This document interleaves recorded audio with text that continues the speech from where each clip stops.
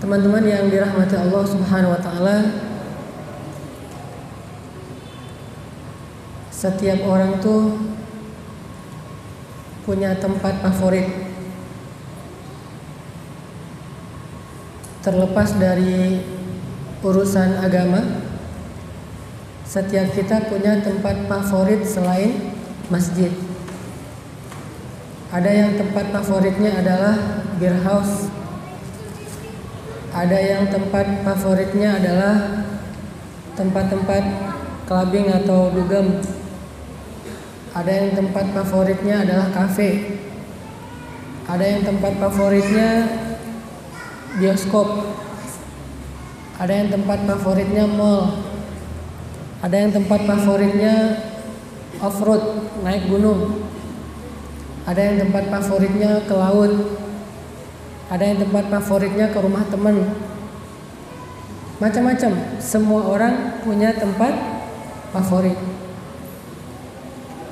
Bahkan salah satu tempat favorit yang mungkin paling banyak dikunjungi orang itu adalah rumah pacar. Itu tempat favorit banyak anak muda sekarang. Sampai dia daftarkan rumah pacarnya itu di Google Map. Jadi kalau ada yang nanya, cari aja nama gua di Google tuh ada tuh calon rumah tempat dia tinggal, cenah. Sampai-sampai ada orang kalau ngelewat rumah pacarnya hatinya jadi deg-degan sendiri. Padahal belum masuk, baru lewat doang udah deg-degan. Apalagi kalau lagi ngecengin, lagi ada perasaan cuman belum berani mengutarakan, itu biasanya lebih deg-degan. Kalau udah diutarakan sedikit berkurang deg-degannya. Dan katanya kalau udah dihalalkan lebih nggak deg-degan lagi. Jadi awal muncul pas ngecengin mah deg-degan pisan, deg-degan banget. Pas udah diutarain ternyata diterima, berkurang beberapa persen deg-degannya. Pas udah halal malah jadi nggak deg-degan, jadi biasa aja, flat. Ini perlu dipertanyakan perasaannya karena Allah atau karena nafsu.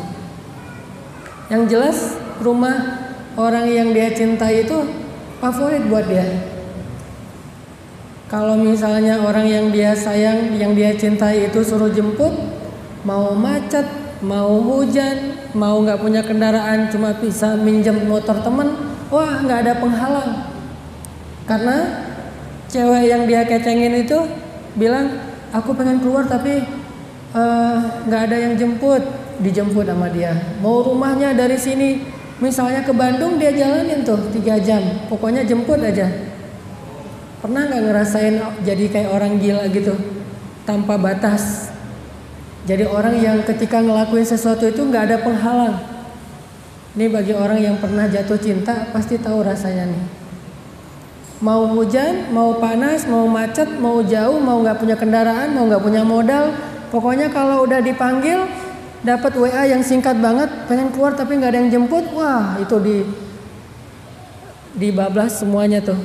Kenapa? Karena rumah orang yang dia suka tuh menjadi tempat favorit buat dia.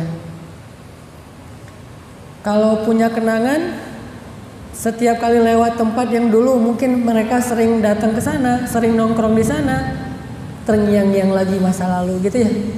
Ini saking bapernya dengan suatu tempat. Kan kita pernah tuh baper dengan satu tempat, baper dengan satu aroma parfum, baper dengan satu jenis musik. Ada satu lagu kalau kita dengar baper banget. Kenapa? Dulu lagu itu kita dengar pas lagi baper-bapernya terhadap seseorang. Jadi kalau dengerin lagi lagu itu kebawa ke masa lalu gitu misalnya. Benar gak sih? Kan suka gitu tuh orang mah. Atau tempat misalnya. Kita jalan ke situ yuk, kata suaminya. Enggak, malas ke sana. Padahal tempat itu baper banget buat dia, nggak bisa ngelupain. Kalau udah ke situ teringat lagi tentang masa lalu. Kecuali masa lalunya tuh berlanjut sampai masa sekarang. Pasti pengen didatengin lagi, pengen nostalgia lagi, pengen ke situ lagi. Ke sana lagi yuk, kita udah lama kan dulu awal-awal kita ketemu di situ. Tempat-tempat favorit. nggak ada penghalang. Gimana pun ceritanya dia datang tuh. Kalau perlu dia nunggu di bawah hujan deras, nunggu orang yang dia mau anterin keluar dari rumah. Nggak perlu pakai payung, dia bawa payung tapi nggak dibuka payungnya. Saking menjiwai gitu ya, biar kayak di sinetron Korea teh.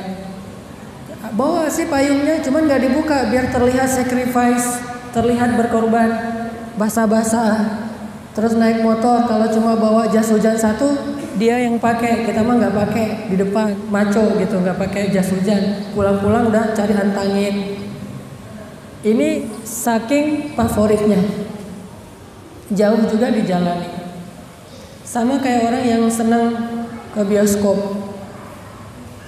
Setiap berapa hari sekali ngelihat di websitenya, ini ada film baru nggak nih? Kalau misalnya ada film yang coming soon, ditunggu banget tuh. Kayak misalnya coming soon-nya Warkop DKI. Main misalnya bulan September gitu. Dari bulan Januari udah nungguin. Coming soon, Warkop DKI, September, tayang gitu. Nungguin, bentar lagi September, bentar lagi September, bentar lagi September. Pas udah Agustus, makin sering dia liatin trailernya aja berkali-kali. Cari di YouTube trailernya, berbagai macam versi, terus behind the scene, cerita-cerita pembuatan film itu dipelajari sampai menjiwai banget dan makin penasaran pengen nonton film itu. Ini karena tempat favoritnya adalah ruang bioskop. Dia udah punya paket tuh. Pertama paketnya datang nggak sendiri, pasti berdua. Kan garing banget ya nonton sendiri mah ya. Yang agak-agak kurang garing kalau nonton bareng temen. Tapi biasanya nih, ini kalau kita ngomongin culture ya, nggak ngomongin hal haram, ngomongin culture-nya, nonton pasti berdua sama yang dikecengin. Paketnya datang berdua. Udah gitu beli popcorn. Itu kan satu paket tuh, beli popcorn. Dan jangan lupa bawa sweater karena di dalam dingin. Dan orang berkreasi terus, mulai dari kursinya yang bagus, sofa, udah gitu kursinya bisa dijeblakin gitu, bisa tidur gitu, setengah tidur, bisa selonjor kakinya. Udah gitu sekarang malah ada yang modelnya tempat tidur, velvet kan, tempat tidur, jadi bisa sekalian tidur di situ teh. Kalau mau susah tidur ke situ aja, lebih susah soalnya filmnya film horor. Ini dikreasikan terus supaya semakin ngangenin, supaya semakin orang banyak yang datang ke tempat-tempat bioskop atau hiburan-hiburan movie room gitu. Sehingga datang ke sana. Kalau perlu pakai yang 3D. Sekarang ada yang 4D yang kalau action kita tuh jadi ke bawah-bawah, terombang-ambing, terus kalau ada air kita kecipratan air gitu. Wah, dikreasikan terus sampai orang ngangenin lagi datang. Wah, seru tuh yang 4D, datang lagi. Terus tuh seru tuh yang Velvet, datang lagi. Liatin di YouTube ada film apa yang coming soon. Terus di-update sama dia. Kenapa? Karena bagi dia tempat favorit itu adalah bioskop. Dia update banget tuh apa yang terjadi atau apa yang lagi tayang di bioskop. Ini kalau tempat favoritnya bioskop. Kalau saya, misalnya tempat favorit buat saya adalah pantai. Jujur, saya setiap minggu mantengin website surf forecast namanya. Surf forecast itu mantengin ombak. Ini ombak kan dia ketahuan seminggu, 7 hari ke depan. Ini ombak sekarang lagi berapa nih? Terus anginnya berapa kenceng? Flat atau glossy atau rame atau gimana? Nah, pas begitu forecastnya ombaknya bagus, glossy, anginnya datang dari belakang bukan dari depan. Kemudian juga pas harinya weekday, kalau weekend biasanya rame, kalau weekday itu sepi, udah sepi, ombaknya bagus, nggak terlalu gede, nggak terlalu kecil, glossy lagi tuh, nggak ada angin.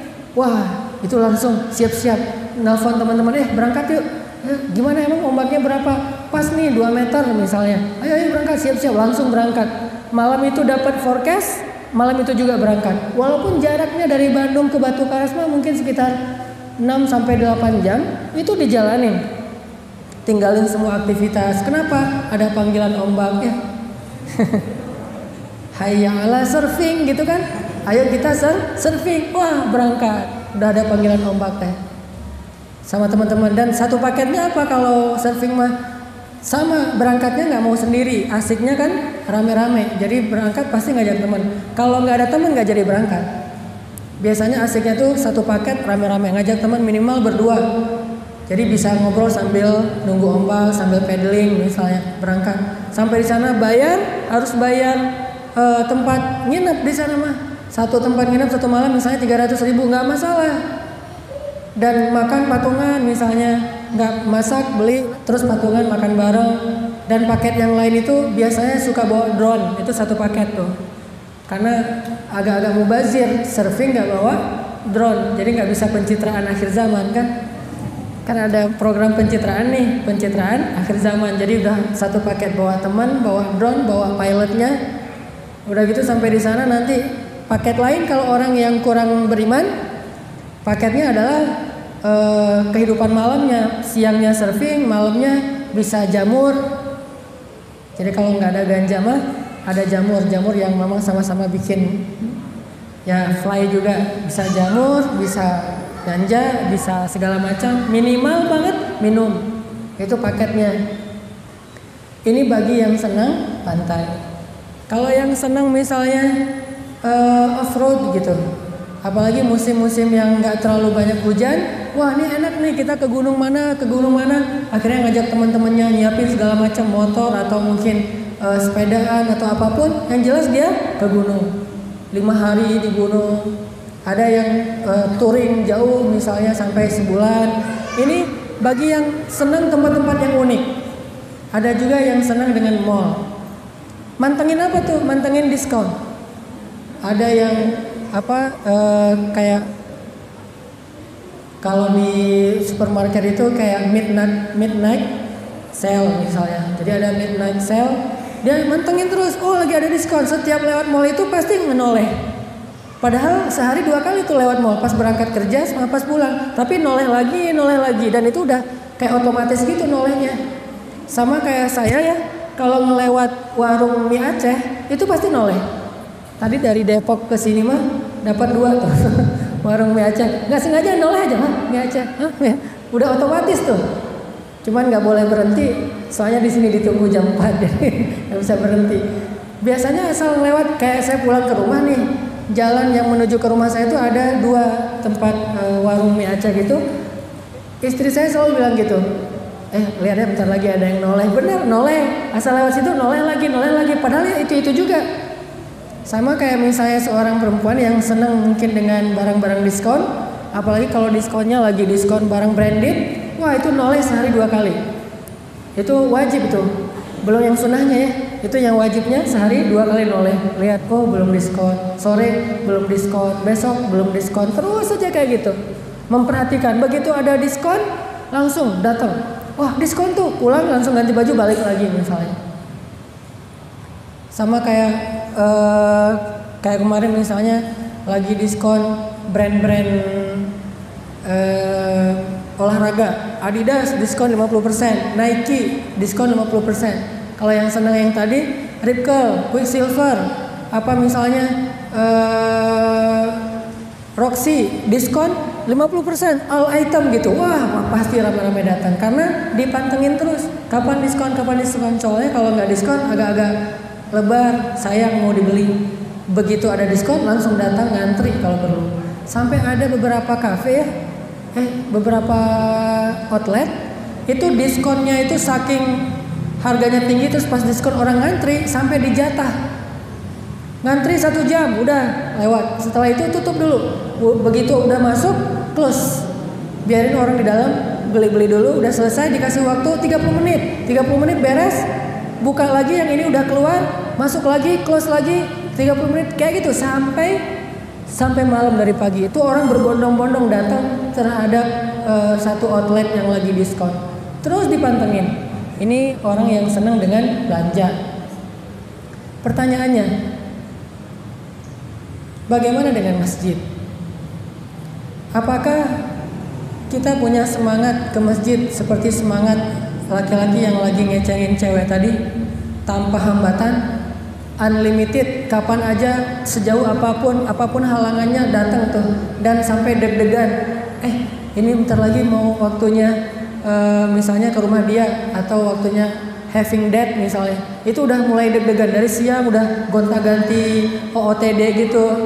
Terus udah nih parfum yang mana mau pakai, ceweknya juga bingung nih, harus satu style kan, pink semua. Misalnya malam ini malam pink beauty, wah dari ujung rambut sampai ujung kaki pink, sampai lipstiknya juga pink, kacamata pink, eyeshadownya pink berjalan gitu. Wah udah siap banget.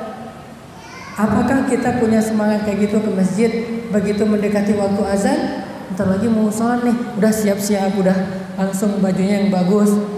Apa kata Allah, pakailah perhiasan kalian ketika menuju ke masjid. Dan tidak mungkin seseorang itu akan menggunakan pakaian yang terbaik dia kecuali itu adalah ekspresi perasaan dia. Itu nggak bisa dipaksain. Walaupun nggak wajib ya pakai baju yang harus selalu terbaik ke masjid. Yang penting mah bersih, suci, yang penting kan ya. Cuman ekspresi orang kan beda-beda. Ada yang ekspresinya masjid mah santai aja, udah aja, sambil mampir, sambil lewat juga bisa mampir. Ada yang kalau ke masjid mah istimewa, kemana-mana dia bawa sarung sama peci, sama baju koko kemana-mana tuh. Kalau perlu baju koko yang anti lecek, yang kalau udah dilipat-lipat juga tetap rapi gitu, dia bawa kemana-mana dalam tasnya. Ada yang ekspresinya kayak gitu. Ada yang udah syar'i pakaiannya tetap bawa mukena, plus bawa parfum. Kalau yang laki-laki mah bawa parfum 1000 bunga. Begitu bawa siwak lagi tuh. Kan paketnya tadi kan ada paket tuh. Kalau ini paketnya sebelum berwudu siwak, udah gitu wudu, udah gitu pakai parfum, udah gitu nanti paketnya adalah sholat sunnah, sholat qobliyah atau sholat tahiyatul masjid, baru sholat wajib. Apakah semangat kita itu paketan atau kita minimalis? Bukankah kalau kita ke gedung bioskop kita ngambil paket? Pertama bareng dengan seseorang, kedua beli popcorn, ketiga bawa sweater, keempat dipantengin terus film-film terbaru, atau kita kesana terserah deh film apa aja. Nih gimana nih kalau orang ke bioskop? Jarang banget yang ke bioskop terserah deh film apa aja. Terus datang sana bawa air sendiri, airnya diisi di rumah, kan jarang banget tuh. Air aquanya diisi di rumah, udah gitu popcorn mah nggak bawa cemilan sendiri yang murahan. Itu jarang, biasanya satu paket. Pasti nonton dengan makan popcorn. Apakah kita mengambil paket ketika ke masjid? Paket siwak, paket parfum, walaupun tidak wajib mungkin pakaian yang terbaik kecuali ketika kita sedang bekerja atau beraktivitas atau di jalan. Kalau di rumah minimal seminggu sekali dah. Masa seminggu sekali kita nggak nyiapin paket istimewa buat ke masjid? Kalau sehari-hari mungkin karena kita emang ke masjidnya lagi kerja, oke. Ke masjidnya pas lagi di jalan mampir, oke deh. Tapi kalau seminggu sekali hari Jumat, saya kira butuh juga kita ngambil paket. Oh hari ini saya mau ke rumah Allah nih, tempat favorit, mandi dulu. Jadi jam 10 tuh udah mandi. Dari pagi udah potong kuku. Kemudian jam 10 udah mandi, udah bersih-bersih. Setelah itu cari baju yang paling rapi, yang udah disetrika. Kalau perlu setrikanya pakai molto gitu, udah wangi gitu ya. Pakai sarung atau mungkin pakai jubah, pakai sorban walaupun bukan ustadz. Kalau takut dipanggil ustadz, pakai sarung aja sama baju koko, pakai peci Soekarno. Paket yang lain bawa siwak. Kalau perlu wudunya di rumah siwak dulu atau sikat gigi. Setelah itu wudu. Setelah udah beres pakai parfum, jalan ke masjid bawa sajadah. Itu satu paket. Pas masuk ke masjid, sebelum masuk ke masjid sedekah dulu, satu paket. Udah selesai sedekah masuk ke masjid, tahiyatul masjid dulu, satu paket. Udah gitu tilawah, zikir, istighfar dan seterusnya menjelang azan sholat Jumat. Ini satu paket. Kalau kita nggak bisa ngasih paketnya per hari, minimal kita tanya sama diri kita ngambil nggak sih paket itu dalam seminggu sekali? Kalau nggak, mungkin ada yang perlu kita introspeksi dengan suasana hati dan iman kita. Apakah benar masjid itu sudah menjadi tempat favorit kita? Kayak tadi saya kalau ke pantai, paketnya bawa drone, bawa teman, nyiapin segala kebutuhan. Kalau perlu, kalau yang punya papan sendiri pasti dia bawa wax. Wax itu lilin untuk diolesin di atas papan biar nggak licin, bawa wax. Kemudian kalau yang nggak pakai drone pun bawa GoPro-nya udah ditaruh di ujung papan atau dia pakai di kepalanya. Belum lagi berbagai macam, ada wetsuit misalnya, dia pakai baju untuk basah dan segala macam, udah satu paket tuh.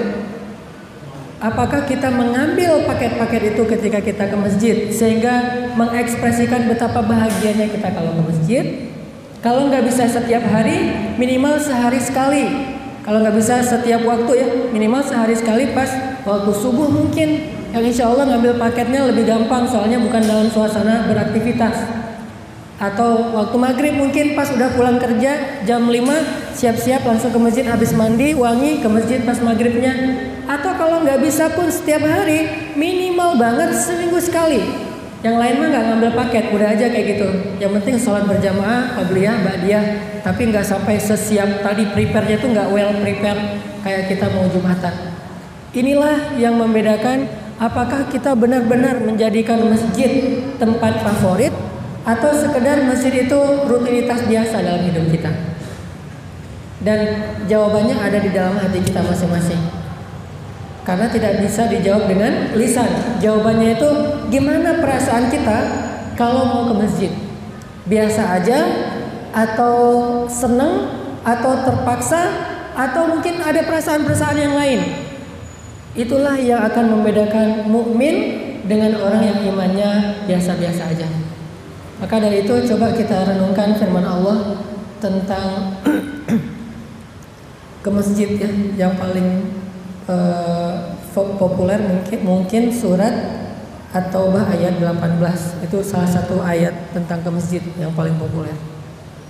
Surat At-Taubah ayat 18. Allah berfirman, A'udzu billahi minasy syaithanir rajim.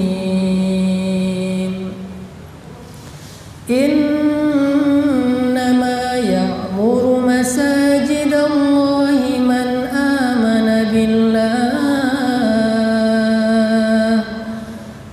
amana billahi wal yawmil akhir wa aqama as-salata wa ata az-zakata wa lam yakhsha illa Allah fa'asa ulaika an yakunu minal muhtadin.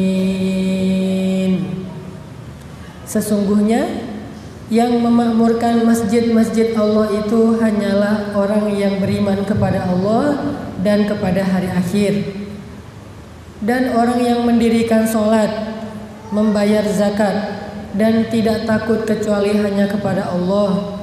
Maka mudah-mudahan mereka itulah yang akan menjadi orang-orang yang mendapat petunjuk.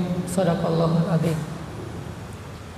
Ini ayat tentang ternyata kita kalau mau tahu kita ini beriman apa enggak, salah satunya lihat perasaan kita. Coba rasain gimana perasaan kita kalau ke masjid. Gimana perasaan kita kalau taklim.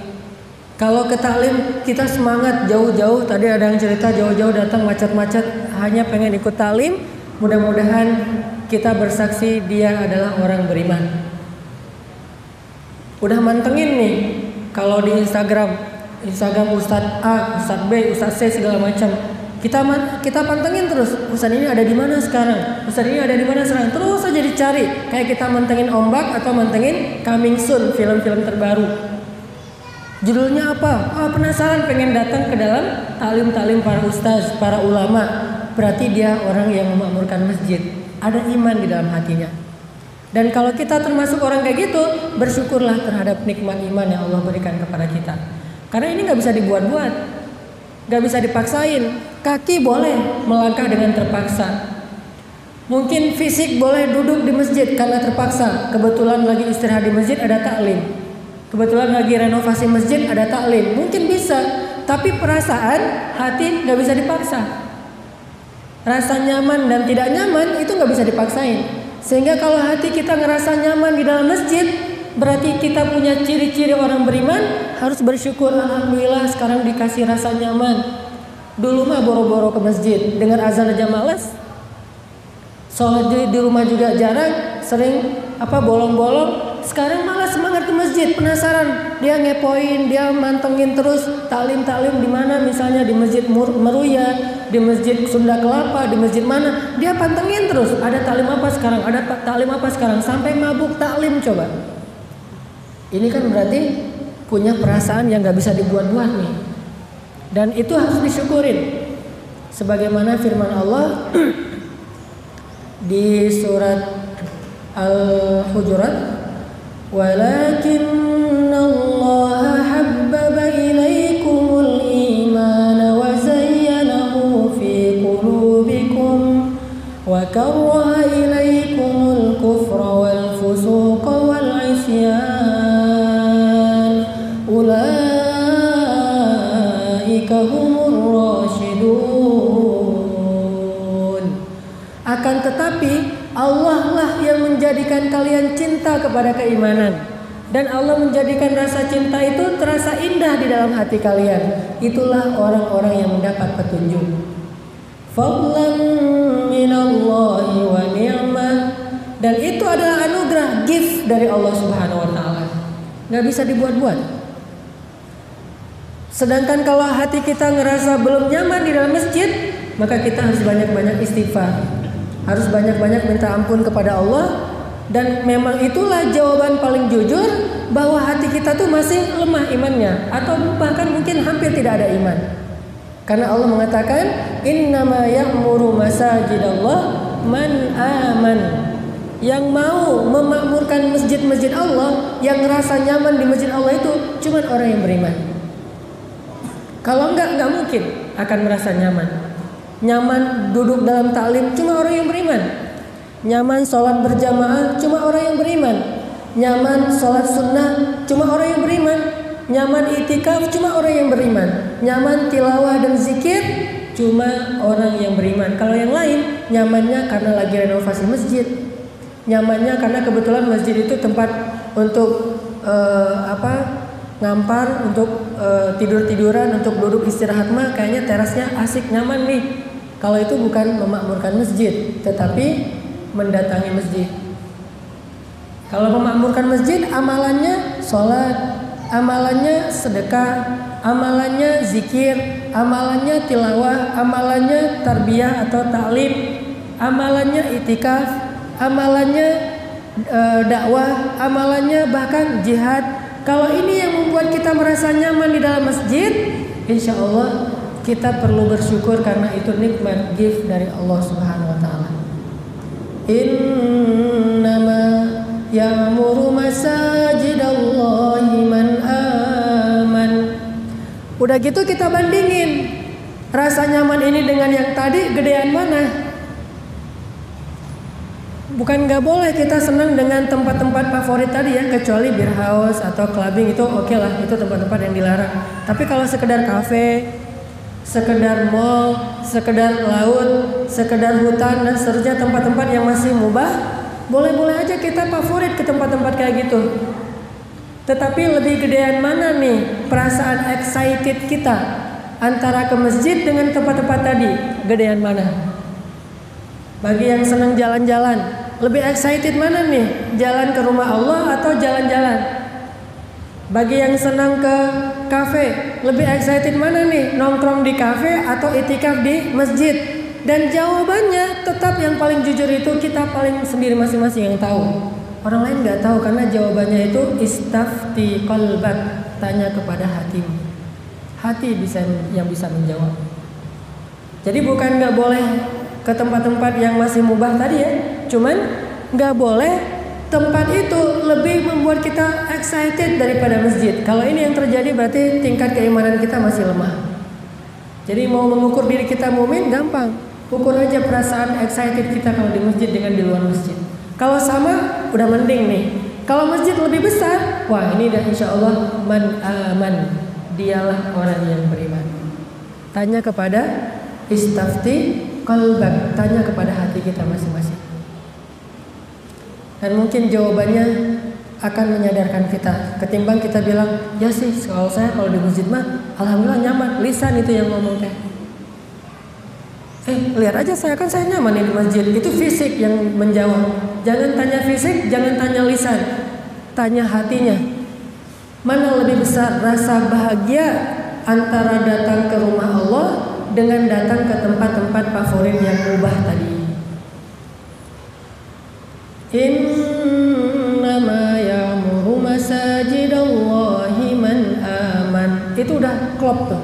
Udah kayak gitu emang sunatullahnya. Sama kayak Nabi bersabda, jika kalian melihat seorang laki-laki sering bolak-balik masjid rumah, maka bersaksilah dia itu orang mukmin. Itu sudah menjadi salah satu ciri-ciri. Karena tanpa ciri-ciri seseorang akan disebut berdusta kalau nggak punya bukti. Dia bilang saya mukmin, mana buktinya? Buktinya secara perasaan saya senang di masjid, dan secara fisik kalian lebih sering melihat saya mondar-mandir dari satu masjid ke masjid yang lain, atau dari rumah ke masjid, rumah masjid. Ini bukti nih. Karena kalau nggak ada bukti, wa minan nasi man yaqulu amanna billah, yaqulu amanna billahi wa bil yaumil akhir wa ma hum bimu'minin. Ada orang yang mengaku beriman kepada Allah dan hari akhir, tetapi kata Allah mereka itu bukan orang yang beriman. Kenapa disebut bukan orang yang beriman? Kayak pembicaraan bulan yang lalu, nggak sesuai antara ucapannya dengan kenyataan. Yukhadi'una Allah walladzina amanu wa ma yakhda'una illa anfusahum wa ma yash'urun. Mereka berbohong kepada Allah dan orang yang beriman. Padahal mereka hanya membohongi diri mereka, cuman mereka nggak sadar. Masalahnya di mana? Fi qulubihim marad. Masalahnya hatinya berpenyakit. Makanya jawabannya itu jawaban hati. Al-fiqh, fiqhul qulub kata ulama. Pemahaman yang paling tepat itu, yang paling jujur, pemahaman hati. Fi qulubihim maradun fazadahumullahu marada wa lahum adzabun alimun bima kanu yakdzibun. Hatinya berpenyakit. Dan salah satu ciri hati berpenyakit, nggak betah di dalam masjid. Kayak anak kecil, mah pulang yuk, mah pulang yuk. Ini berarti kalau anak kecil masih wajar karena belum ada taklif, belum ada beban hukum. Nggak boleh kita bilang, anak saya ini munafik, nggak boleh. Anak kecil usia 7 tahun, mah pulang yuk, pulang yuk. Kamu jangan kayak orang munafik, ngajak pulang aja. Enggak, itu mah anak kecil. Karena kalau belum baligh, dia belum kena beban taklif. La yukallifullahu nafsan illa usaha. Salah satu maknanya adalah baligh. Anak kecil nggak mau sholat, wah dasar kamu nih munafik misalnya. Anak kecil dikasih amanah berkhianat, tuh ciri munafik tuh. Di antara 3 ciri. Namanya anak kecil mah biasa kayak gitu-gitu mah. Tapi kalau udah baligh kayak kita, apalagi udah matang nih ilmu dan mentalnya, udah dewasa, masih merasa tidak betah di dalam masjid. Bukan nggak betah karena alasan yang dibolehkan. Ada orang yang nggak betah kenapa? Soalnya di rumah banyak kerjaan. Oke. Kenapa nggak betah? Sebentar lagi suami mau pulang, saya belum nyiapin makanan. Oke. Kenapa nggak betah? Soalnya saya mau nyelesain urusan teman saya dan dia butuh saya segera datang. Oke. Itu syar'i. Itu a'dzar yang dibolehkan, uzur-uzur yang syar'i. Tapi kalau nggak betahnya subjektif, saya nggak seneng taklim, mending saya streaming aja deh di rumah sambil tiduran. 1. Sholat kan nggak harus di masjid, bisa di rumah. 2. Ngapain sih lama-lama banget di masjid? Udah aja kita jalan deh kemana gitu kan, bisa menikmati hidup juga di luar sana. 3. Kalau alasannya bukan karena uzur, hanya emang nggak nyaman berada di dalam masjid, maka kita perlu muhasabah diri. Fi qulubihim maradun fazadahumullahu marada.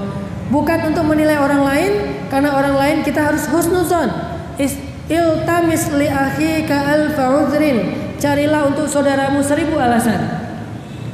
Jangan sampai kita ngajak teman kita, talim yuk, di mana? Di masjid. Oh, nggak bisa sekarang, Wah, munafik nih. Enggak, jangan langsung menjudge orang lain. No judgment. Tidak boleh menjudge orang lain. Kalau ke orang lain kita pakai tasamuh. Kita toleran.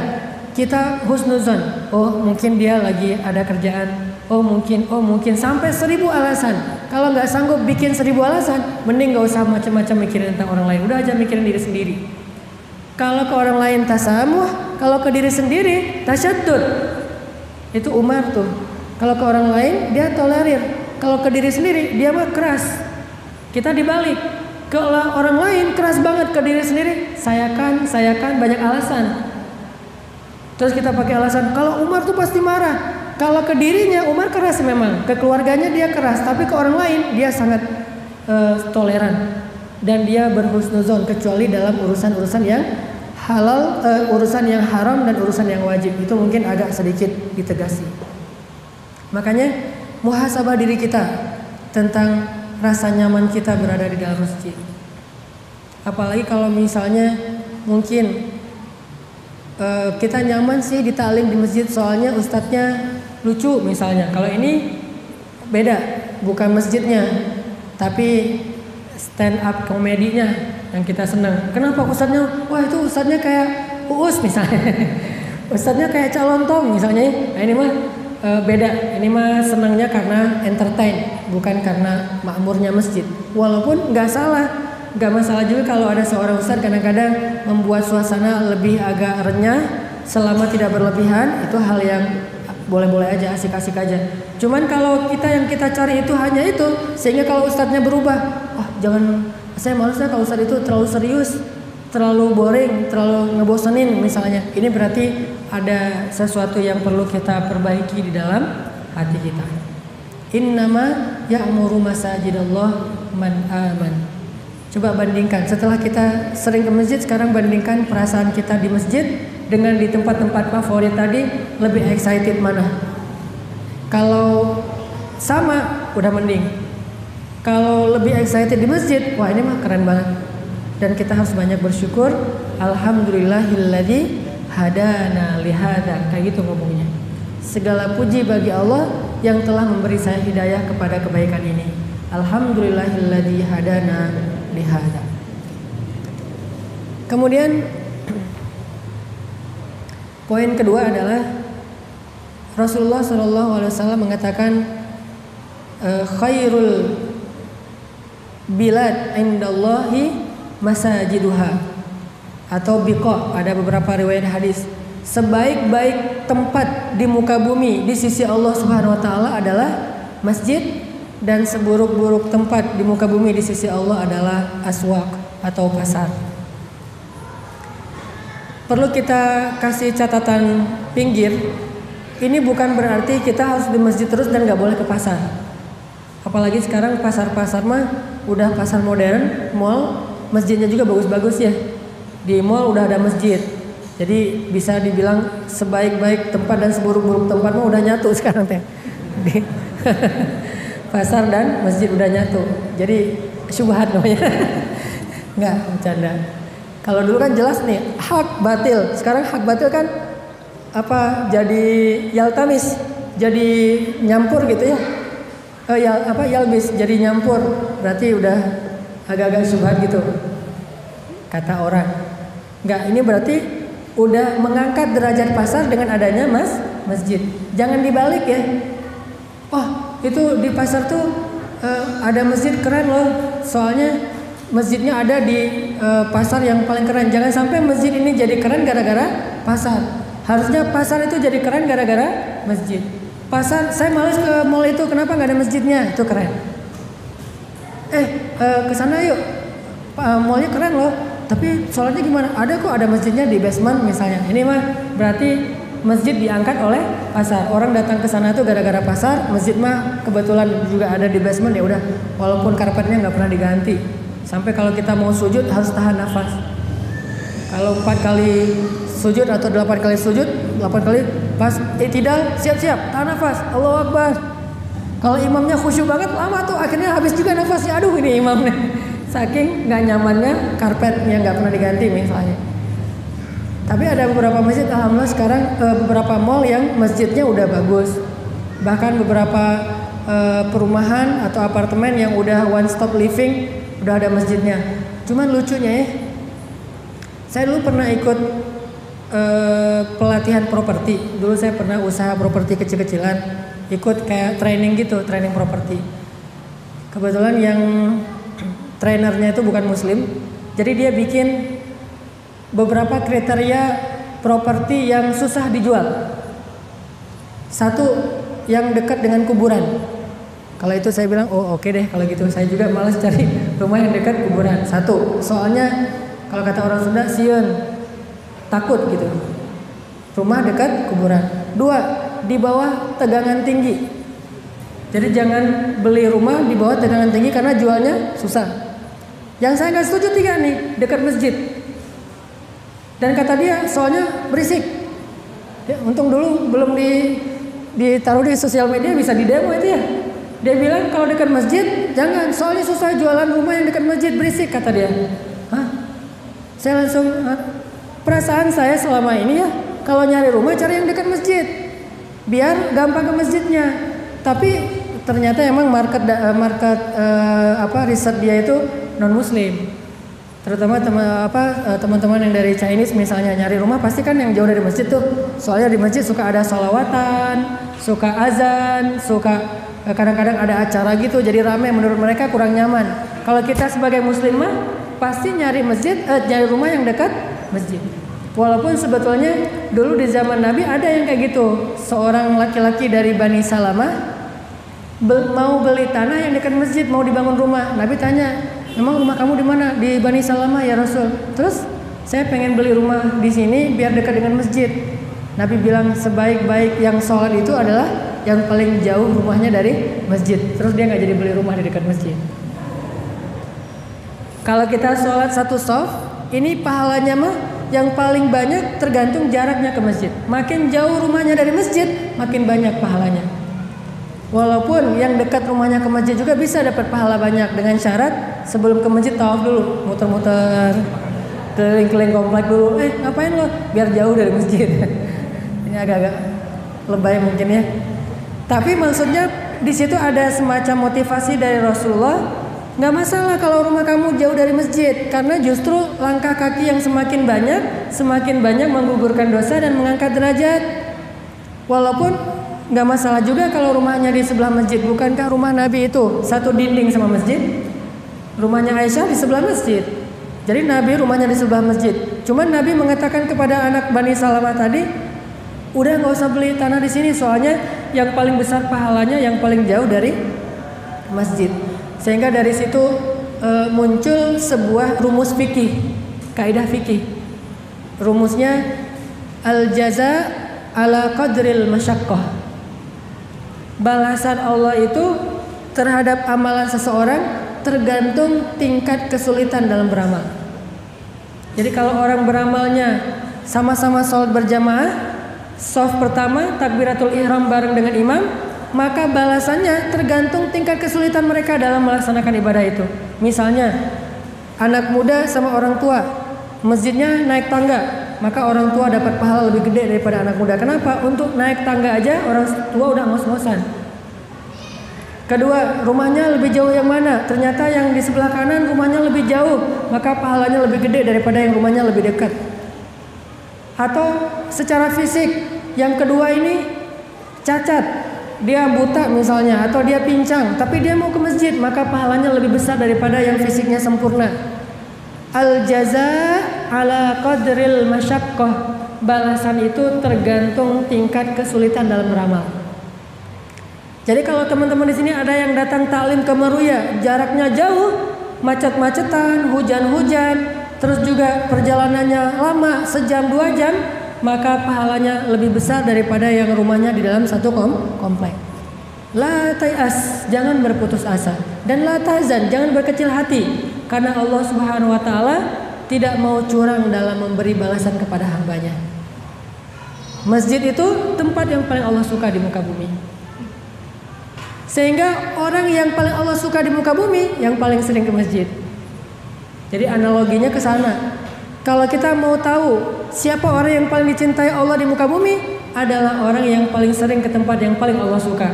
Dan tempat yang paling Allah suka itu adalah masjid. Kita boleh ke pasar, tetapi jangan sampai semangat kita ke pasar tadi lebih besar daripada ke masjid. Di situ nanti akan ketahuan kira-kira Allah kepada kita melihatnya dengan pandangan apa. Kasih sayang Allah kepada kita sebesar apa.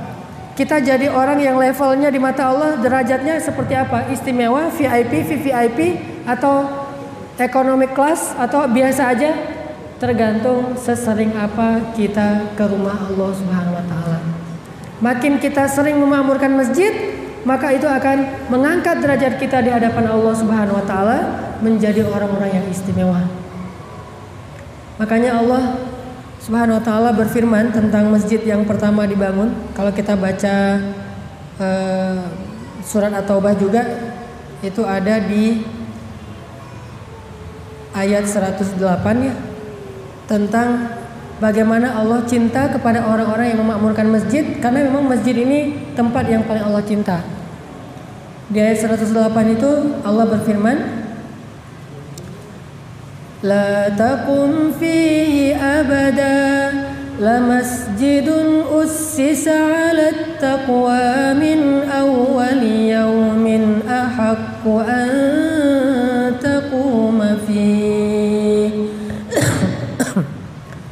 fihi rijalun yuhibbuna an yatatahharu wallahu yuhibbul mutahhirin.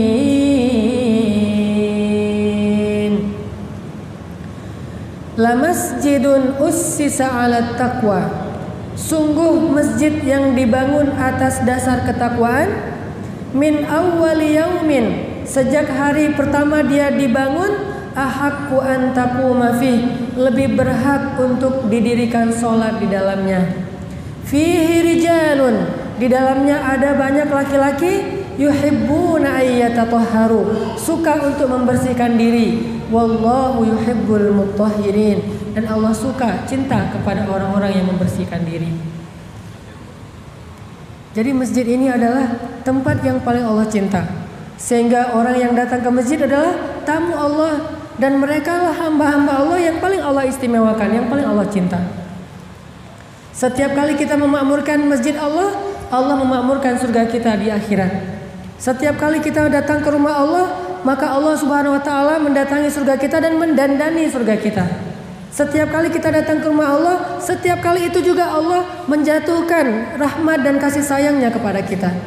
Dan kalau kita sering datang ke masjid, jadilah kita orang yang sangat dikenal oleh para malaikat dan penduduk surga, sehingga nama kita ditulis di lauhah. Lauhah itu spanduk-spanduk surga. Di dalam surga itu banyak spanduk.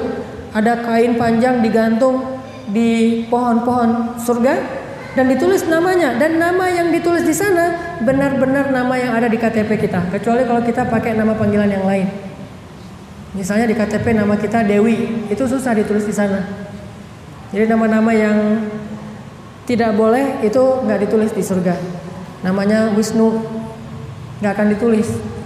Krishna, Dewi, apalagi kalau namanya Tuhan, nah ini susah ditulis nih. Siapa namanya? Tuhan, nggak mau ditulis. Namanya misalnya setan, iblis, ya kan ada orang yang namanya kayak gitu saking ngefans ya. Kalau ini namanya harus diganti. Namanya misalnya KTP nggak bisa diganti, tapi ganti kunyah namanya, ganti panggilan nggak masalah. Namanya Teh Dewi, panggilannya Aisyah. Nanti di surga ditulis Aisyah dalam kurung Dewi. Karena Allah tidak mau menyebut nama-nama berhala, padahal Allah itu menyebut nama-nama hamba yang Dia cintai. Bukankah hadisnya kalau Allah mencintai seorang hamba, Allah akan bilang kepada Jibril, wahai Jibril, sesungguhnya aku mencintai fulan. Fulan itu nama di KTP kita. Maka cintailah dia, sehingga akhirnya Jibril pun mencintainya. Lalu Jibril bilang ke semua malaikat, wahai para malaikat, sesungguhnya Allah mencintai fulan, aku pun mencintainya, maka cintailah dia, sehingga seluruh malaikat mencintainya. Lalu para malaikat turun ke bumi memberitahu kepada seluruh makhluk bahwa Allah, Jibril, malaikat mencintai fulan, maka cintailah dia, sehingga seluruh alam semesta mencintainya. Dan mereka mendoakan, ya Allah, ampunkanlah dosa si fulan, ya Allah, rahmatilah si fulan. Ini kalau Allah cinta kepada seorang hamba, Allah banggakan dia tuh. Berkali-kali Allah nge-mention Jibril, Jibril, nih hambaku nih. Nge-mention malaikat, malaikat nih hambaku, followin dong. Di follow sama malaikat. Tiba-tiba followersnya naik ribuan. Bukankah Allah menciptakan malaikat setiap hari? Dan di antara malaikat itu ada yang khusus diciptakan hanya untuk mendoakan hamba-hamba yang dicintai Allah. Cuma itu tugasnya. Kan ada malaikat yang tugasnya membawa rezeki dari Allah. Ada malaikat yang tugasnya mencabut nyawa. Ada malaikat yang tugasnya jodoh-jodohin, mak comblang gitu deh. Jadi malaikat ini kerjaannya nyari jomblo. Mana jomblo? Ini temuin gitu. Ini malaikat khusus nyari para jomblo.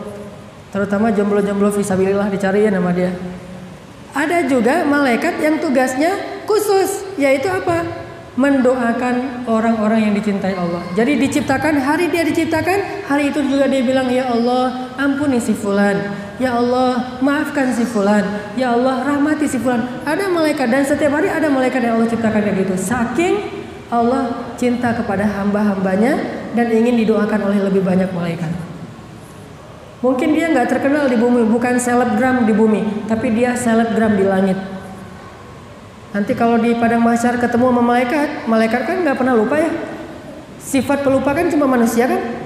Malaikat mah nggak pelupa. Jadi sekali ngeliat wajah kita di Instagram langit, itu malaikat langsung ingat tuh. Pas ketemu di padang mahsyar, kamu itu ya si fulan ya? Ya, wah kamu mah terkenal banget. Saya juga nge-follow kamu loh, sering nge-like kamu, sering apa? Ini malaikat mah gitu. Cuma dengan bahasa Instagram. Kita mungkin gak bisa ngelihat followers kita dari malaikat dan jumlahnya berapa. Dan jumlah malaikat lebih banyak daripada jumlah pasir di pantai. Banyak sekali. Setiap hari Allah menciptakan malaikat. Bahkan ada malaikat yang setiap hari diciptakan 70.000 malaikat. Tugasnya cuma satu, sujud. Hari ini ciptain 70.000, langsung sujud. Besok ciptain lagi 70.000, langsung sujud. Bayangin setiap hari 70.000 malaikat diciptakan. Tugasnya cuma sujud kepada Allah SWT. Dari dia lahir sampai dia dimatikan, kiamat, kerjaannya cuma satu, sujud aja kepada Allah. Ada malaikat yang kayak gitu. Makanya kalau manusia nggak mau sujud, bagi Allah tuh nggak ngaruh. Banyak makhluk lain yang yusabbihu lillahi ma fis samawati wa ma fil ard. Bertasbih sujud kepada Allah. Nah ada juga tadi malaikat kerjaannya ngepoin manusia. Ada malaikat yang kerjaannya ngepoin? Ada. Ini mah bahasa kita ya. Kalau bahasa hadis kata Nabi, setiap hari Allah mengutus malaikat-malaikat untuk mencari majelis zikir di muka bumi. Sampai malaikat itu berjalannya ke ganggang, turukot. Kalau syawari', kalau jalan raya itu syawari'. Kalau turukot itu jalan-jalan kecil. Sampai malaikat itu masuk ke ganggang kecil, nyari mana majelis yang disebut nama Allah di dalamnya. Lalu pas sudah nemu, kayak kita ngepoin di Instagram, nemu nih, ada satu postingan zikir, ada satu majelis orang lagi berzikir pada Allah, maka malaikat ini akan memanggil semua teman-temannya yang lagi pada ngepoin juga, halumu ilayya, nge-mention gitu ke teman-temannya, kesini, ini ada majelis zikir nih. Akhirnya semua malaikat mengurumuni majelis itu di masjid. Kemudian Allah bertanya kepada malaikat yang datang, kalian ngapain rame-rame di situ? Kalau bahasa kita mah. Kata malaikat, ini ya Allah, lagi ada sekumpulan orang menyebut-nyebut namamu, berzikir kepadamu, mengingat engkau ya Allah. Lalu Allah nanya dan Allah lebih tahu jawabannya. Kata Allah, apakah mereka pernah melihat aku? Kata malaikat, belum pernah ya Allah. Gimana kalau mereka sudah pernah melihat aku? Kata malaikat, pasti mereka akan terus menyebut namamu, gak akan ngapa-ngapain lagi selain berzikir ya Allah, saking takjub dengan kebesaranmu. Terus Allah nanya lagi, apa yang mereka minta wahai para malaikat? Kata malaikat, mereka minta surga ya Allah. Kata Allah, apakah mereka pernah melihat surga? Kata malaikat, gak pernah. Gimana kalau mereka pernah melihat surga? Kata malaikat, pasti mereka tidak akan berhenti untuk terus berdoa supaya mendapatkan surga. Allah tanya lagi, apa yang mereka berlindung? Mereka berlindung dari neraka ya Allah. Memangnya mereka pernah melihat neraka? Gak pernah. Gimana kalau mereka pernah melihat neraka? Kata malaikat, pasti mereka akan menangis sepanjang hari dan akan berlindung dari api neraka. Lalu Allah mengatakan, wahai para malaikat, saksikanlah sesungguhnya aku telah mengampuni dosa-dosa mereka dan menjanjikan bagi mereka apa yang mereka minta. Tiba-tiba ada malaikat yang ngomong gini, ya Allah, boleh saya ngomong? Apa? Itu ada di antara mereka tuh yang sebetulnya duduknya bukan karena ilmu, bukan karena zikir, kebetulan doang dia ada di situ. Mungkin lagi tidur, tiba-tiba ada majelis ilmu. Mungkin lagi istirahat, tiba-tiba ada majelis ilmu. Gimana dengan dia ya Allah? Masa kena juga? Kata Allah, mereka dan semua yang ada di situ. Gak sengaja doang datang ke masjid dapat rahmat. Gimana kalau sengaja? Ini kenapa Allah sangat mencintai masjid ini. Orang gak sengaja doang datang ke masjid dapat rahmat. Gimana kalau sengaja? Semuanya dapat. Sehingga akhirnya para malaikat pun mengelilingi mereka dan Allah meliputi mereka dengan kasih sayang Allah Subhanahu wa taala. Haffathumul malaikah wa ghasyiyatuhumur rahmah. Malaikat mengelilingi mereka. Ini sekarang nih insyaallah kalau kita ikhlas, kita aja nggak ngelihat nih malaikat banyak loh. Ada yang mau pesan? Malaikat tolong sampein ke Allah ya jodoh saya, jangan lama-lama, entar lagi ya. Kalau bisa tahun ini, bilang aja ke malaikat. Malaikat bilang amin at Allah gitu. Dimention ke Allahnya. Allah ada mention banyak nih dibuka sama Allah. Oh minta jodoh, ya udah deh sekarang aja deh. Kasih tahu ke dia. Pulang dari Masjid Al-Ikhwan langsung dapat di tangga masjid misalnya. Ini kalau kita yakin sebetulnya nih ada malaikat nih lagi ngelilingin hafat alaihimul malaikah mengelilingi kita, cuman takdir Allah kita nggak boleh ngelihat. Karena kalau kita bisa ngelihat mungkin kita akan lari seperti Rasulullah lari ketika ngelihat Jibril. Kan malaikat gede-gede banget ya. Bayangin ini masjid ini penuh dengan malaikat. Wah kita mah nggak berani masuk soalnya malaikat gagah-gagah gitu. Dan wujud aslinya tuh nggak kayak yang digambarkan manusia yang sempurna. Itu mah bukan wujud asli, wujud jelmaan. Kayak Jibril menjelma sebagai laki-laki datang kepada Nabi mengajarkan apa itu Islam, apa itu iman, apa itu ihsan. Itu jelmaan. Kalau Jibril yang asli, Nabi cuma 2 kali pernah ngelihat Jibril yang asli. Sekali pas wahyu pertama, yang kedua pas Mi'raj ke langit. Cuma 2 kali itu doang ngelihat Jibril dengan wujud yang sebenarnya. Sisanya menjelma basyaran sawiyan sebagai laki-laki yang sempurna. Coba kalau cewek-cewek pada ngelihat malaikat basyaran sawiyah, kita mah udah nggak ada yang ngelihat ya. Silau men, pas ngelihat ada malaikat tuh lagi duduk di pojok situ basyaran sawiyah, keren banget, ganteng banget nih cowok paling, wah ngelihat Yusuf aja ngiris tangan nggak berasa kan, apalagi ngelihat malaikat. Jadi kalau mau di operasi yang kecil gitu, bedah kecil, lihat aja malaikat. Kata dokter dibius dulu yang neng, enggak, saya mau ngelihat malaikat aja. Ngelihat malaikat jadi nggak perlu dibius, dibedah nggak sakit. Neng nggak sakit, enggak, kenapa? Ngelihat malaikat mana? Ya Pak Dokter, jadi lebay gitu ya. Dokternya langsung pingsan. Ini kalau duduk di masjid nggak sengaja aja Allah kasih rahmat. Karena tempat yang paling Allah suka di muka bumi itu masajiduha. Sedangkan kalau ke pasar nggak sengaja aja Allah Subhanahu Wa Taala akan mencabut rahmat dari dia kecuali jika dia berzikir ketika berada di pasar. Tahu zikir ketika di pasar kayak gimana? La ilaha illallah wahdahu la syarikalah lahul mulku wa lahul hamd yuhyi wa yumit, ditambahin biyadihil khair. Kalau zikir setiap pagi 100 kali mah nggak pakai biyadihil khair. Tapi kalau yang khusus pasar ada kalimat biyadihil khair wa huwa ala kulli syai'in qadir. Kenapa ada biyadihil khair? Supaya kita nggak lupa bahwa yang di tangan Allah lebih baik daripada yang di pasar. Wa ma indallahi khairun. Apa yang ada di sisi Allah lebih baik daripada apa yang ada di pasar. Jangan sampai gara-gara kita ngirain yang di pasar itu terbaik, kita jadi berbuat curang demi mendapatkannya. Kita jadi mengambilnya dengan cara yang syubhat, dengan cara yang haram. Kita harus ingat bahwa gak apa-apa deh saya akan dapat ini kalau emang dia syubhat. Soalnya wa ma indallahi khair. Apa yang ada di sisi Allah lebih baik. Ini poin kedua, bahwa masjid tempat yang paling Allah cintai. Sehingga orang yang ke masjid adalah orang yang paling Allah cintai. Poin yang ketiga, Allah menitipkan banyak sekali keajaiban di masjid. Rata-rata keajaiban itu terjadi itu di masjid. Mungkin salah satu cerita unik yang mungkin saya bisa share sebagai saksi dari adik saya sendiri. Kan saya mah orang Aceh, tinggal di Banda Aceh. Dan termasuk korban tsunami juga, walaupun bukan saya yang korbannya. Saya waktu itu masih kuliah di Mesir. Tapi keluarga saya termasuk ibu saya meninggal, kakak saya meninggal di tsunami, rumah saya habis. Adik saya yang selamat cerita nih. Itu air ketika ngelewatin masjid tuh kayak kebelah. Dan bukan cuma masjid yang kita lihat di TV ya. Masjid yang di tengah kampung habis semua, tinggal satu masjid doang. Ternyata yang kayak gitu mah banyak di Aceh. Masjid-masjid bukan cuma nggak hancur, airnya tuh kayak kebelah gitu. Kalau misalnya rumah bukan cuma airnya kebelah, digulung sama air. Bahkan di perumahan saya itu, mungkin Kemal tahu tuh, di daerah Ajun, di perumahan saya tuh ombaknya tuh baru pecah. Jadi naik, pecahnya itu di rumah saya, di komplek rumah saya. Itu jarak dengan lautnya sekitar 7 kilo. Dan tinggi air kata adik saya sekitar 25 meter sampai 30 meter tingginya air. Tinggi banget tuh airnya. Kalau yang kita lihat di lantai satu rumah yang ada di video itu mah airnya udah surut. Kayak gitu tuh.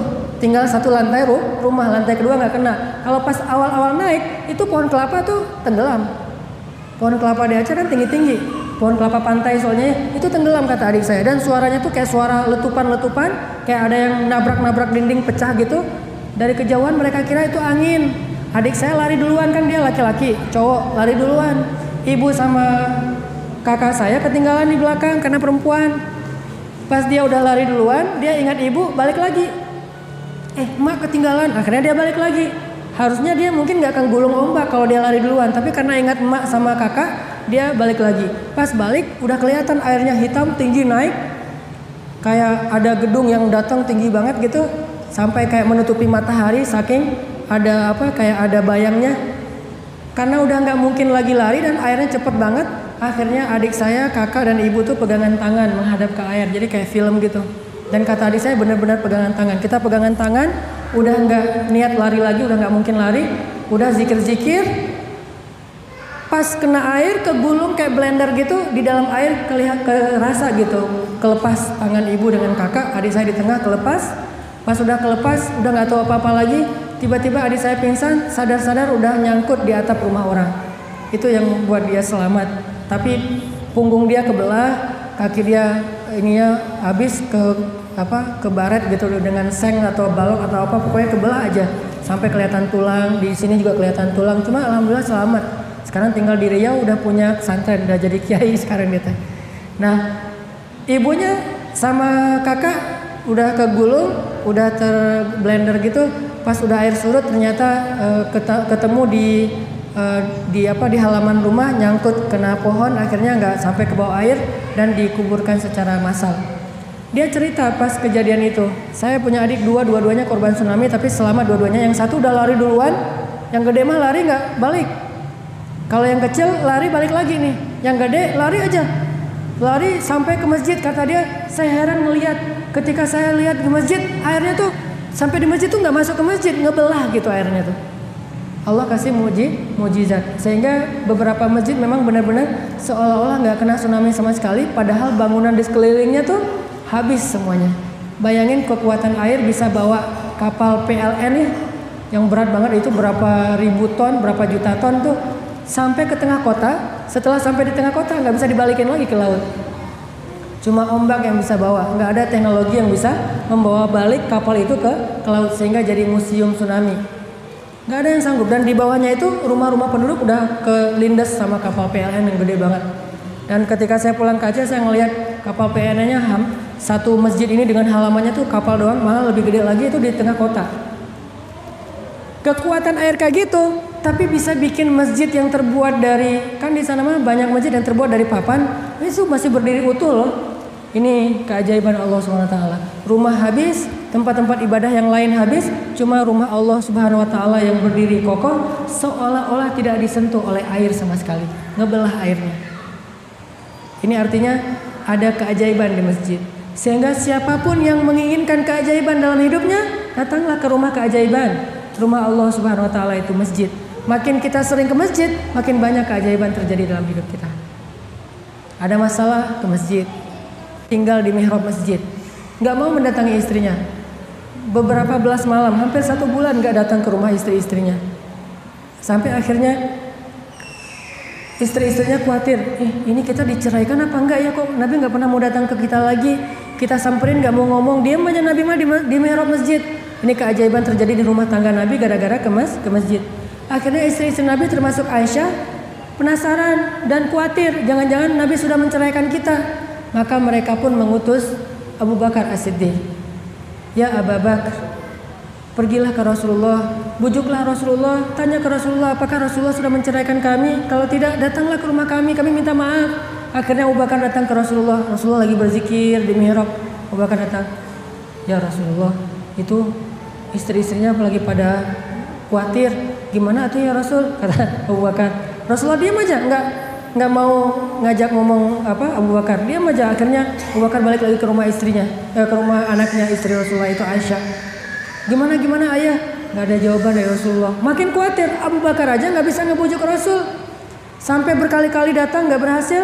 Akhirnya pakai Umar, ngelobi Umar. Hafsah yang datang, anaknya Umar. Ayah, bujukin Rasul dong. Umar kan marah kan? Kalian sih bikin masalah aja, bikin Rasulullah kecewa. Kalau Allah mau, Allah akan menggantikan untuk dia istri yang lebih baik daripada kalian. Turun tuh ayat surat At-Tahrim. Kalau kalian tidak bertaubat, Allah akan menggantikan untuk dia istri yang lebih baik, soleha, perawan, kan gitu ya. Persis kayak kata-kata Umar. Akhirnya Umar datang ke Rasulullah. Ya Rasulullah, bagaimana dengan istri-istrimu? Apakah engkau menceraikan mereka? Kenapa engkau tidak pulang ya Rasulullah? Rasulullah diam aja. Akhirnya Umar balik lagi ke rumah anaknya, marah-marah lagi, balik lagi ke sini. Ya Rasulullah, gimana tuh? Baru kemudian Rasulullah membuka matanya dan memandang kepada Umar dan mengatakan, tidak wahai Umar, aku tidak menceraikan mereka. Langsung Umar takbir, Allahu Akbar. Gitu. Pas Umar takbir, kedengaran ke rumah istri-istri Nabi, mereka paham Umar tidak bertakbir kecuali gembira. Baru mereka mengatakan alhamdulillah, berarti Rasulullah belum menceraikan kita. Buktinya apa? Takbirnya Umar bin Khattab yang keras banget, Allahu Akbar, ternyata belum diceraikan. Akhirnya Umar balik lagi ke istri-istri Nabi dan menasihati mereka. Setelah beberapa belas malam baru Nabi kemudian mendatangi istri-istrinya, itu pun setelah turun ayat Al-Quran. Ini menunjukkan kalau ada masalah rumah tangga, ke masjid deh. Jadi kalau lihat ada yang lagi itikaf di masjid, biasanya lagi ada masalah di rumah. Kenapa ini Ganjar di masjid aja?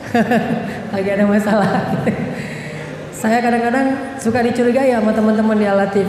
Ustadz, biasanya nggak langsung itikaf habis talim, lagi ada masalah ya. Wah, ketahuan. Saya kalau lagi ada masalah itikaf di masjid, ketahuan sama orang-orang gara-gara materi ini nih. Soalnya kalau lagi ada masalah ke masjid. Dan saya ngebuktiin tuh kalau lagi ada masalah dengan pasangan, dan saya yakin tidak ada rumah tangga yang nggak pernah cekcok. Pasti ada. Jangankan rumah tangga kita orang biasa aja, rumah tangga Nabi soleh, istrinya soleha aja bisa berbeda pendapat. Itu wajar, hal yang wajar, bukan aib. Nabi aja yang lebih soleh dari kita dan istrinya lebih soleha dari istri kita, tetap aja ada masalah rumah tangga. Apalagi kita yang tidak sesoleh Nabi dan istri kita tidak sesoleh istri Nabi. Jadi wajar banget ada masalah rumah tangga. Dan saya ngerasain kalau lagi ada masalah dengan pasangan saya, ke masjid tuh. Ada masalah, wah nggak nyaman, langsung wudhu ke masjid, sholat sunnah 2 rakaat. Apalagi kalau pas lagi nggak nyaman, pas azan, ya udah ke masjid gitu. Lagi ada masalah, Allahu Akbar, Allahu Akbar. Oh iya ya, emang nih harus ke masjid nih. Datang ke masjid. Pas udah ke masjid doa, Rabbana atina min ladunka rahmah wa hayyi' lana min amrina rasyada waj'al lana min kulli dhiqin makhraja wa min kulli hammin faraja wa min kulli usri yusra. Masalahnya nggak bisa baca doanya, Ustaz. Hafal dulu doanya. Nanti begitu ke masjid, sholat sunnah 2 rakaat, sujud terakhir baca tuh doa. Apa arti doa itu? Ya Allah, beri kami jalan keluar dari kesempitan, beri kami kelapangan dari kesempitan, jalan keluar dari kebuntuan dan kemudahan dari kesulitan. Itu doa-doa yang luar biasa. Setengahnya diambil dari surat Al-Kahfi, setengah lagi ditulis oleh para ulama. Rabbana atina min ladunka rahmah wa hayyi' lana min amrina rasyada waj'al lana min kulli dhiqin makhraja wa min kulli hammin faraja wa min kulli usri yusra. Biasanya saya pulang ke rumah ada aja cara untuk bisa nyaman lagi dengan pasangan. Ada aja. Bisa caranya kedatangan tamu. Jadi tadi ke masjid doa sama Allah, ya Allah, saya emang nggak mau gini-gini amat sama pasangan, saya pengen yang nyaman lagi, ketawa-ketawa lagi. Soalnya kalau kayak gini mah, saya nanti disuruh tidur di sofa, Allah, kan gitu ya, curhat sama Allah gitu. Atau nanti nggak ada yang buatin kopi lagi, ya Allah, kalau bisa pulang dari masjid saya mau udah nyaman lagi dengan istri saya. Doa, pulang dari masjid tiba-tiba ada tamu, tamunya ngajak ngobrol, namanya ada tamu kan kita jadi ikut ngobrol tuh. Karena udah terlanjur ngobrol, pas tamu pulang udah biasa lagi. Ada cara kayak gitu. Atau bisa juga caranya anak nih. Tiba-tiba anak ngelihat ayah ibunya diam-diaman. Dia manggil saya Baba, manggil istri saya Umi. Baba, lagi marahan ya sama Umi ya? Diledekin, akhirnya digojol-gojokin gitu. Udah gara-gara diledekin sama anak kita ketawa lagi. Atau anak caper ngajak main bareng, Bapak sini main bareng, kayak misalnya Yahya 2 tahun caper ngajak main ayah dan ibunya, akhirnya gara-gara main bareng sama anak jadi santai lagi.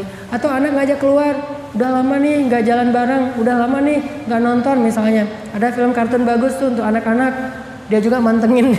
Wah ada Bapak nih, ada film kartun bagus nih. Kalau film kartun kan boleh kan kata Bapak juga kan, nggak ada yang jorok-joroknya, ya udah ayo nonton, pulang udah santai lagi. Selalu ada cara dari Allah. Yang penting datang dulu ke Allah deh. Ada masalah dikit, datang ke masjid. Bahkan termasuk kalau kita ada masalah pengen cepat diberikan jodoh, masjid tempatnya. Bukan cari jodoh di masjid ya, bukan ngecengin, oh ada taklim nih, lihat ke belakang deh, pura-pura pegal gitu, pegalnya ke belakang gitu. Kalau kayak gitu nggak akan dapat, soalnya ngelihatnya sekilas, dia harus lama ngepoin gitu ya. Nah, gimana caranya datang ke masjid dapat jodoh? Ya kayak cerita sahabat Nabi. Mungkin bagi yang pernah dengar ceramah saya yang sebelumnya, ada kisah Julaibib namanya. Ada seorang sahabat Nabi namanya Julaibib. Julaibib ini sahabat Nabi yang budak miskin dan fisiknya biasa banget. Kan kita nggak boleh bilang sahabat Nabi jelek ya. Tapi biasa banget. Nggak ada yang menarik dari Julaibib. Nggak punya harta. Nasabnya biasa, fisiknya juga biasa. Setiap kali dia datang ngelamar cewek, itu ditolak sebelum ngelamar. Udah nggak usah, udah tahu ya, balik lagi. Belum ngelamar juga udah ditolak. Kayak mau nge-follow Instagram, udah di-block duluan, nggak bisa masuk gitu. Saking nggak ada yang mau sama Julaibib, nggak ada cewek yang mau jadi jadi istri Julaibib, nggak ada bapak yang mau jadi mertuanya Julaibib. Bahkan budak aja nolak, apalagi orang merdeka coba. Akhirnya karena berkali-kali ditolak, Julaibib sedih. Balik ke masjid, duduk aja di masjid ngelamunin, kok nasib saya gini amat ya. Orang semuanya punya pasangan. Kalau lagi malam mingguan jalan berdua, saya mah sendiri aja misalnya ya. Ini jadi nelangsa gitu. Baper sendiri. Tiba-tiba Nabi datang di sebelah Julaibib terus bilang, "Julaibib, ada apa?" Kata Julaibib, "Ya Rasulullah, enggak ada tuh cewek yang mau saya jadiin istri. Tapi nggak apa-apa deh. Kira-kira Rasulullah kalau saya nggak dapat di dunia, di akhirat dapat nggak ya?" Udah mulai putus asa nih. Kalau nggak dapat di dunia, dapat nggak di akhirat? Jadi kalau ada teman ngomong kayak gitu tuh ciri-ciri udah putus asa.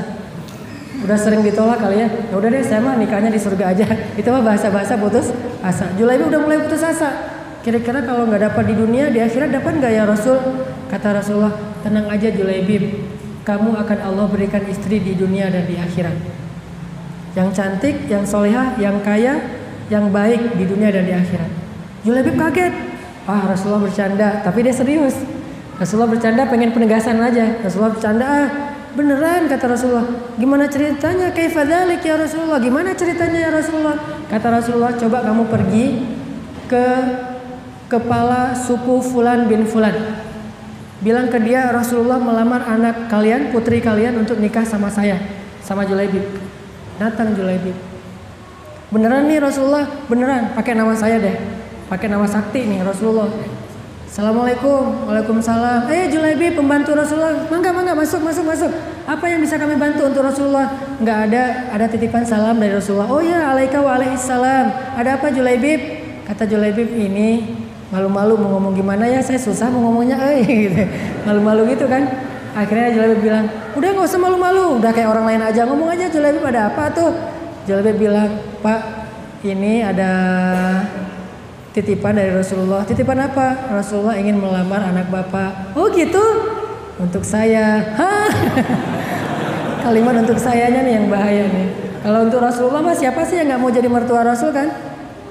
Rasulullah pengen melamar putri bapak.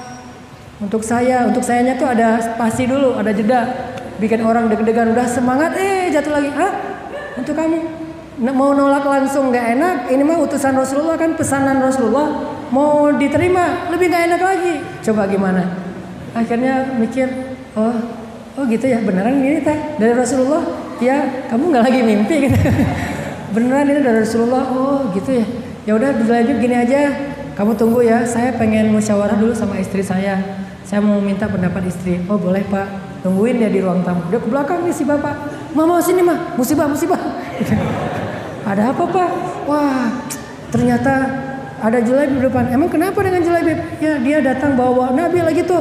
Bawa Nabi gimana? Rasulullah suruh kita menikahkan putri kita dengan Julaibib. Hah? La haula wala quwata illa billah. Langsung tuh untung gak bilang innalillahi wa inna ilaihi rajiun ya. Masih bilang la haula wala quwata illa billah. Gimana tuh pak? Ya gimana ya? Cara nolaknya yang baik-baik biar Rasulullah gak tersinggung. Rame di belakang. Akhirnya putrinya keluar mendengar suara ibu bapaknya rame. Pak, ma ada apa kok rame-rame? Kata sini dulu nak. Ada apa? Ini ada Julaibib di depan. Julaibib yang mana? Itu pembantu Rasulullah. Oh ya, emang kenapa? Dia datang bawa pesan Rasulullah. Pesannya apa? Rasulullah memesankan supaya engkau dinikahkan dengan Julaibib. Dia kemudian mengatakan, oh gitu? Terus kenapa? Ya ini bapak sama ibu lagi musyawarah. Musyawarah apa pak? Lagi mikir gimana caranya. Ma'azallah kata perempuan ini. Ma'azallah itu kalau bahasa kita auzubillah. Auzubillah apa? Wahai ayah, wahai ibu, apakah ayah dan ibu masih bermusyawarah tentang perintah Allah dan Rasul? Hah? Maksud kamu? Kenapa kita masih menunda-nunda untuk memberi jawaban ya? Padahal ini perintah Allah dan Rasul. Masih mikir? Bukankah kalau Allah dan Rasul sudah memerintahkan kita bilang sami'na wa ata'na? Julaibib. Walaupun Julaibib. Ini mah Julaibib bukan Rasulullah. Kamu salah dengar kali. Julaibib ini teh. Sami'na wa ata'na walaupun Julaibib wahai ayah wahai ibu. Gak boleh kita membantah perintah Allah dan Rasul. Jadi kamu terima. Dan mudah-mudahan Allah berikan kebaikan di dalam urusan ini. Coba kurang soleha apa coba. Budak aja gak mau nikah sama dia. Sekarang cewek cantik berpendidikan orang kaya kepala suku menerima dengan sami'na wa ata'na. Wah kalau udah disekak dengan kalimat itu udah susah ayah dan ibunya membantah. Ya udah deh datang Julaibib nunggu gitu. Ngelihat wajah-wajahnya nih kayaknya wajah-wajah nolak nih kayaknya nih. Datang ayahnya Julaibib, ya pak, jangan manggil pak dulu, kita belum sah gitu teh. Oh ya, atuh manggil apa? Udah Julaibib kita udah musyawarah di belakang, udah ada keputusannya. Oh ya gimana keputusannya? Ya deh gitu. Wah Allahu Akbar. Jadi akhirnya menikahlah Julaibib dengan perempuan tersebut dengan mahar yang sangat dimudahkan. Dan semua ini berkat doanya di dalam masjid. Ada masalah ke masjid. Jadilah Julaibib 2016. Apalagi kalau kita ngerasa modalnya kurang nih. Jangankan cewek cantik, kayaknya yang biasa-biasa banget yang kalau kita lihat di Instagram cantik banget pas lihat aslinya berubah. Gara-gara hasil editan Photoshop. Ternyata yang beneran cantik juga insya Allah bisa diberikan oleh Allah untuk dunia dan akhirat. Udah cantik, solehah pula, bidadari banget deh. Beda dari dunia dan akhirat. Insya Allah siapa yang mengharapkan endless love dan true love tempatnya di masjid. Apalagi cewek yang memang dia nggak bisa seperti laki-laki yang mencari ya. Kalau perempuan kan menunggu. Nah nunggunya di masjid aja. Setiap ada waktu sholat nunggu di masjid. Enggak, maksudnya banyak-banyak meminta kepada Allah. Ini poin ke berapa sih? Keempat ya. Ketiga, bahwa di masjid Allah kasih banyak keajaiban. Mudah-mudahan dengan demikian kita jadi tahu apa sih asiknya ke masjid. Satu, memang orang beriman itu merasa nyaman di masjid. Kedua, masjid itu tempat yang paling Allah cintai, maka orang yang rajin ke masjid orang yang paling Allah cintai. Dan ketiga, di masjidlah Allah menyimpan banyak kebaikan. Sehingga siapa yang ingin mendapatkan kebaikan, datanglah ke rumah Allah Subhanahu wa taala. Itu aja. Barakallahu li wa lakum. Wassalamualaikum warahmatullahi wabarakatuh.